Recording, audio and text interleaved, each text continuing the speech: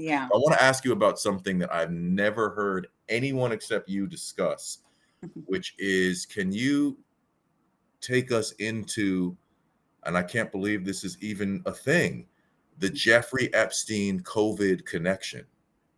Okay, I can. It's absolutely bizarre and it's 100% true, and it's alarming because the program that he was involved in is still operational today.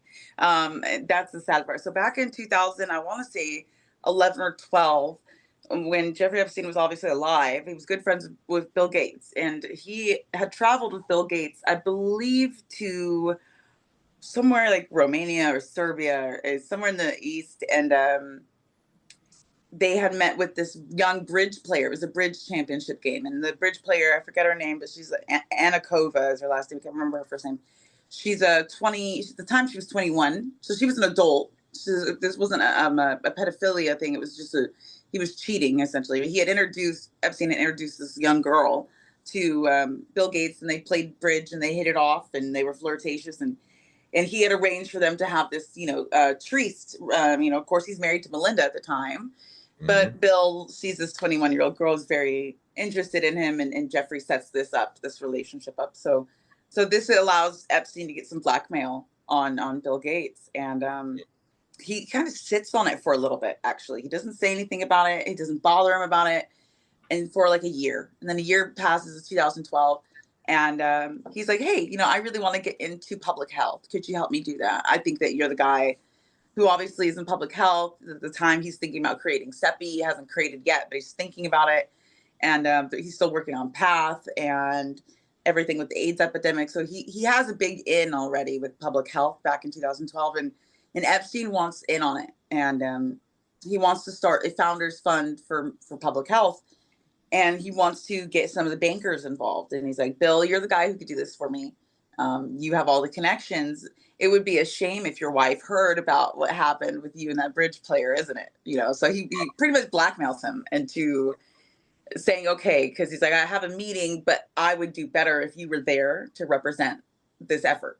So they get a meeting with JP Morgan Hmm. and Chase Bank, and they push this idea of starting a fund for public health that they could, something similar to CEPI, where we're going to pour a lot of money in here. We're going to get a lot of big names to put money into this, and we're going to get involved in public health. And they, because Bill Gates was there, they agreed to this effort. Like, okay, great. With Gates on board, it can't go wrong.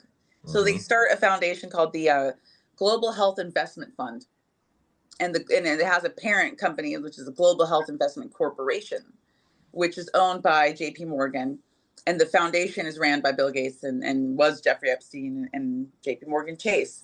So Jamie Dimon and all these people. And it's interesting because they got sued. JP Morgan did get sued during the Epstein trial and had to fork over $300+ million to the victims for their participation in funding his, shenanigans that was going on in the Virgin Islands.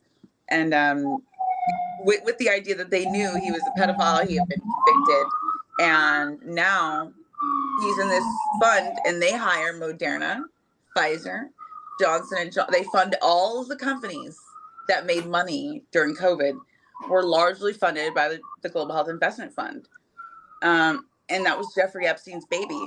And so when the Jeffrey Epstein trial comes out 2019 and he dies, they erase all of that from their website. They erase all of it.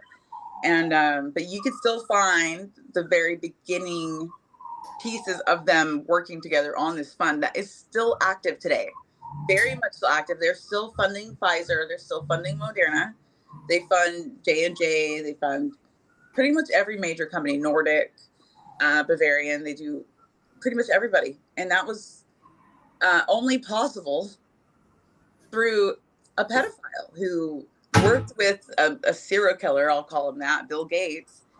And that company still works today. They were part of Operation Warp Speed. That's insane to me. Like that this company that was founded by a pedophile, a prolific one, is part of Operation Warp Speed. And their products are as well. So it's but that's the truth. And when I found that out, I was just like, how of all things could Jeffrey Epstein be tied to COVID? But sure enough, he lives on in medications, it seems. And to think that they give these medications to children too just adds injury to insult, in my opinion. You know, you have a pedophile running this foundation funding medications that are harming children. Like, you think about it, and it's almost unimaginably like, but it's true. You know, it's he's even hurting kids from the grave at this point, and that's really scary.